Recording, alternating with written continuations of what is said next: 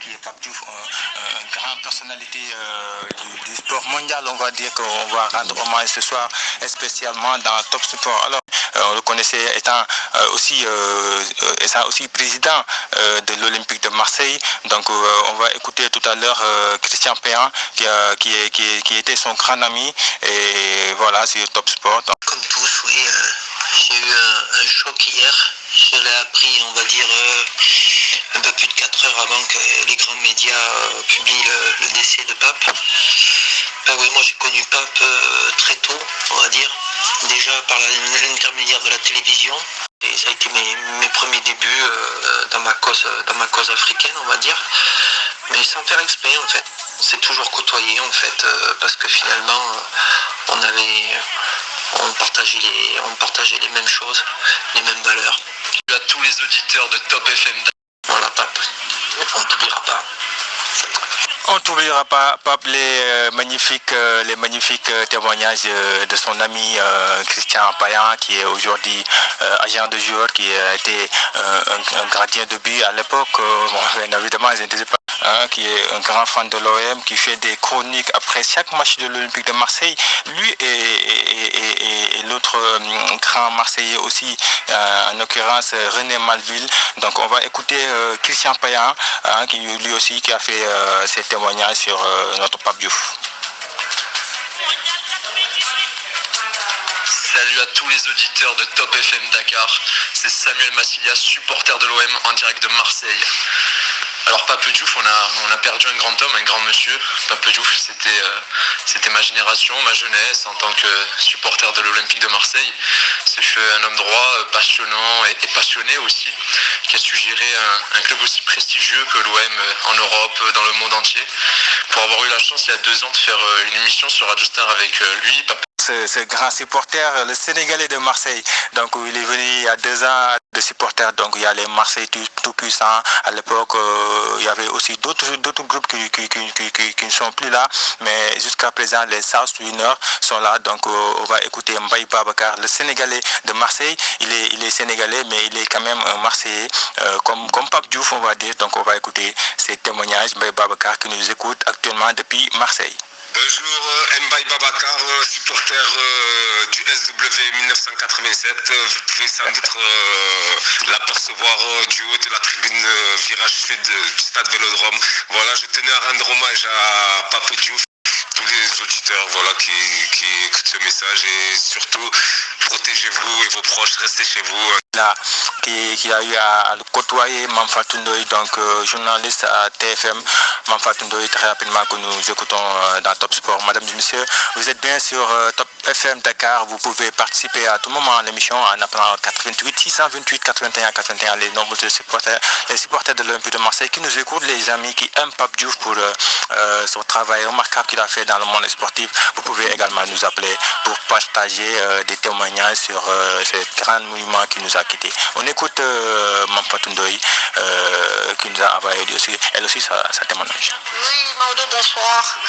Effectivement, Pape Diouf va laisser un grand vide dans le paysage du football mondial, je peux dire, puisque c'était une personnalité reconnue en France, où il a eu à occuper de hauts postes. Non, sans avoir sué, parce que bon, dans la vie, on ne réussit pas sans avoir combattu, sans être un exemple, une inspiration pour les générations futures, qu'on puisse comprendre que dans la vie, rien n'est impossible. Il suffit de se battre, d'en vouloir, et donc de chercher l'excellence pour pouvoir un jour peut-être franchir des... Vous le savez bien, vous, Maodo, notre slogan, c'est que nous ne sommes pas nés à Marseille, mais Marseille est né en nous. Oui. Donc nous avons grandi, quand nous avons compris qui nous étions, nos prénoms, etc., nous nous sommes rendus compte que nous supportons l'Olympique de Marseille. Donc ça, c'est quelque chose que je tenais à souligner. Et du point de vue où Pape Diouf, en tant que président de l'OM originaire du Sénégal et fier supporter de l'Olympique de Marseille, à la fin des années 90 et au début des années 2000, en ce moment, il a commencé à avoir surtout à gérer les affaires de joueurs très... Puisque lui, c'est ce dont il rêvait, automatiquement, il lui a donné carte blanche. Pape était le président du club et il était surtout, il avait un œil sur le fonctionnement sportif, les recrues, etc. et tout. La raison pour laquelle, si vous avez vu de 2004, fin 2004, quand il est arrivé, jusqu'en 2009, quand il quittait le club, l'Olympique de Marseille est redevenu et a commencé à reparticiper à la Champions League, à la faveur de joueurs de la trempe de Franck Ribéry, de la trempe de Mamadou Niang, Souleymane Diawara, dont il a été à l'origine de l'avènement, même s'il a quitté en 2009, etc., avec aussi des produits du centre de formation qu'il a favorisé, notamment Samir Nasri. Je vais faire abstraction certainement des minutes de 2006. Donc, quand Pape est parti en 2009, vous avez vu que l'Olympique de Marseille est automatiquement devenu champion de France en 2010. Il a amené Eric Garretz, ensuite Deschamps est venu. Donc, tout ça fait partie d'un package de travail abattu par le président Pape Diouf et qui a été naturellement le retour au premier plan de l'Olympique de Marseille. Et ça, nous lui devons à notre très cher président Pape. Merci beaucoup. Vraiment, Adama, vous avez tout dit sur son partage, surtout sur Pape Diouf. Maintenant, on ne peut pas accrocher ça pour autant te demander actuellement le sport qui est à l'arrêt. Il y a des questions, il y a plein de questions sur les différents championnats. Aujourd'hui, comment vous voyez la situation? Très bien. C'est vrai que tout d'abord, dans le domaine de l'ingénierie, etc., nous devons savoir que nous vivons dans une société commune. De m'avoir sollicité pour pouvoir témoigner comme vous réussir. Et j'espère. J'arrive pas à y croire parce que pour moi, Pape Diouf, ça a toujours été quelqu'un d'indestructible, quelqu'un de. On pouvait pas.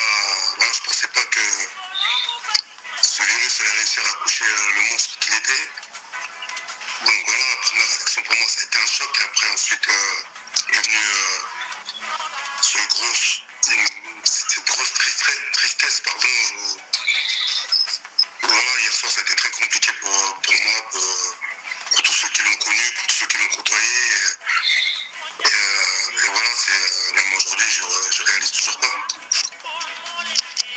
Voilà, c'était la réaction de Mamadou Niang qui n'a pas les mots, qui n'avait pas les mots. Donc j'en profite pour remercier Alejandre et Elodie Malatré qui sont chargés de la presse de l'Olympique de Marseille, qui m'ont vraiment aidé à avoir quelques réactions. Malheureusement, on aurait voulu avoir les réactions de Basile Boli et l'intégralité de la réaction de Mamadou Niang, mais malheureusement, on n'a pas eu leur réaction. Donc on va essayer de continuer toujours avec les réactions.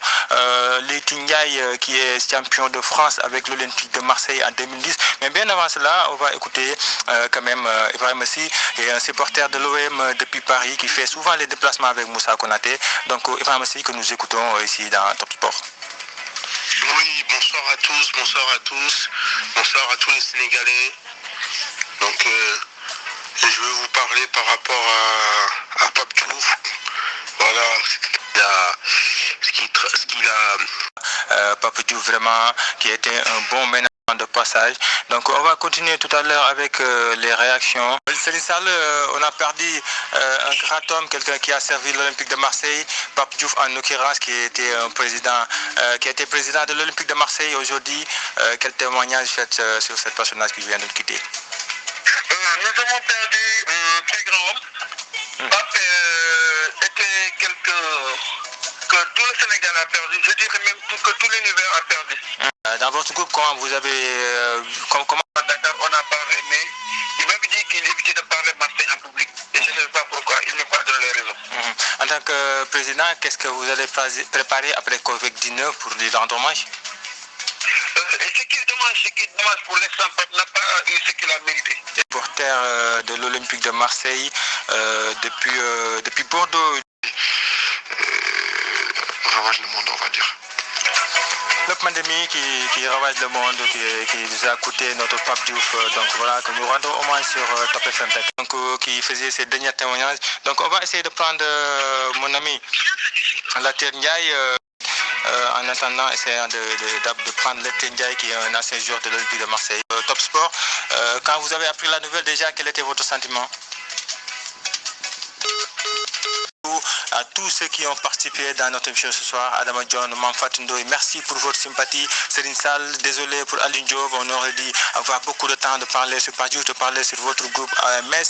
Merci également à Samuel Massilia qui m'a vraiment aidé, à Elodie Malatere, à Alejandre et Vincent Colette, les dirigeants de l'Olympique de Marseille qui ont tout fait pour que j'obtienne la réaction de Basile Boli et de Mamadou Niang. Malheureusement, je n'ai pas eu la réaction, mais c'est pas mal. On a quand même eu pas mal de réactions. Mbaye Babacar depuis Marseille, le Sénégalais de Marseille.